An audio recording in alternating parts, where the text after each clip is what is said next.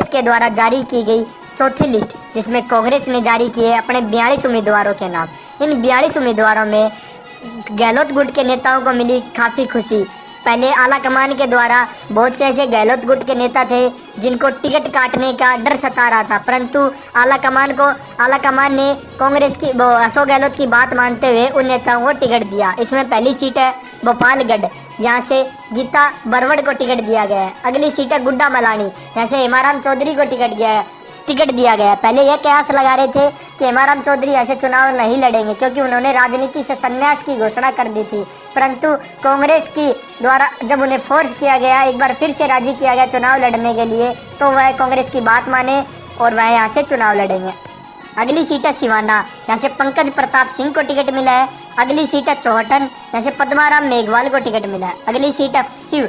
दोस्तों यह सीट एक हॉट सीट बनी हुई है, यहाँ से आमीन खान के बेटे फतेह खान को टिकट मिला है। और दूसरी ओर इनका सामना भाजपा के कद्दावर नेता और जो पूर्व में कल ही भाजपा ज्वाइन करने वाले नेता रविंदर सिंह भाटी से होने वाला है। तो दोस्तों यहाँ का मुकाबला बड़ा ही रोचक और शानदार होने वाला है। अगली सीट है अजमेर उत्तर, यहाँ से गहलोत के सलाहकार धर्मेंद्र राठौड़ को टिकट दिया गया। इनका सीधा मुकाबला पूर्व में वसुंधरा सरकार में शिक्षा मंत्री रहे वासुदेव देवनानी से होगा। वर्तमान में वासुदेव देवनानी इस सीट से विधायक भी है। अगली सीट है अजमेर दक्षिण, यहाँ से हेमंत भाटी को प्रत्याशी बनाया गया। अगली सीट है किशनगढ़, यहाँ से राजू गुप्ता को प्रत्याशी बनाया गया। नसीराबाद से महेंद्र सिंह को। अगली सीट है मसूदा, यहाँ से राकेश पारिक को प्रत्याशी बनाया गया। ब्यावर से मनोज चौहान को। अगली सीट है सूरसागर, यहाँ से नरेश जोशी को प्रत्याशी बनाया गया। अगली सीट है कठूमर, यहाँ से बाबूलाल बैरवा को प्रत्याशी बनाया गया है। बहरोड से डॉक्टर रामचंद्र यादव को प्रत्याशी बनाया गया है। रामगढ़ से साथिया जुबेर को प्रत्याशी बनाया गया है। राजगढ़ जो लक्ष्मणगढ़ के अंतर्गत आता है, जैसे जोहरी लाल मीणा को प्रत्याशी बनाया गया है। अलवर शहर से जितेंद्र सिंह को प्रत्याशी बनाया गया है। किशनगढ़ बाद से दीपचंद खेरिया को प्रत्याशी बनाया गया है।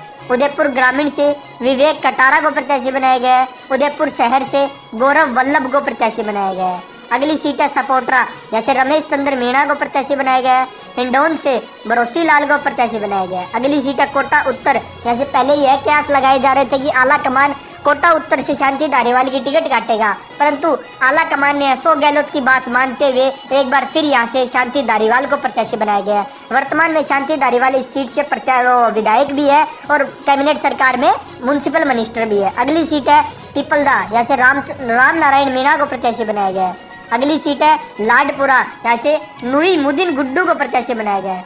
अगली सीट है सांगोद, यहाँ से पूजा हांडा को प्रत्याशी बनाया गया है। अगली सीट है कपासन, यहाँ से आनंदी राम खटीक को प्रत्याशी बनाया गया है। अगली सीट है चित्तौड़गढ़, यहाँ से सुरेंद्र सिंह जाड़ावत को प्रत्याशी बनाया गया है।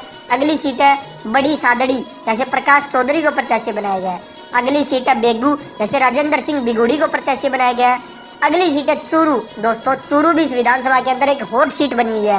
पहले यहाँ से नेता प्रतिपक्ष राजेंद्र राठौड़ इस सीट से लगातार 7 बार से विधायक थे, परंतु इस बार आला कमान ने उन्हें तारानगर से प्रत्याशी बनाया। तो इस सीट पर भाजपा ने हरलाल सारण जो चूरू जिला मंत्री है उन्हें प्रत्याशी बनाया। तो रफीक मंडेलिया का सीधा मुकाबला हरलाल सारण से होने वाला है। तो देखना दिलचस्प होगा कि मंडेलिया परिवार यहाँ से अपनी राठौड़ अपनी यहाँ से साख बचा पाते हैं या फिर मंडेलिया यहाँ से पहली बार चुनाव जीतने में सफल हो पाते हैं। अगली सीट है तारानगर, यहाँ से नरेंद्र बुडानिया को प्रत्याशी बनाया गया है। दोस्तों मैं आपको बताना चाहूँगा तारानगर विधानसभा क्षेत्र इस विधानसभा चुनाव 2023 के अंतर्गत एक सबसे बड़ी हॉट सीट बनी हुई है। यहाँ पे नरेंद्र बुडानिया जो कांग्रेस के कद्दावर नेता है और पूर्व में चूरू जिला से सांसद भी रह चुके हैं, उनका सीधा मुकाबला भाजपा के कद्दावर नेता और वर्तमान नेता प्रतिपक्ष राजेंद्र राठौड़ से होने वाला है। तो देखना रोचक होगा कि यहाँ पे इन दोनों नेताओं में से इन दोनों बड़े नेताओं में से कौन यहाँ से अपनी साख बचाने में सफल हो पाता है। अगली सीट है रतनगढ़,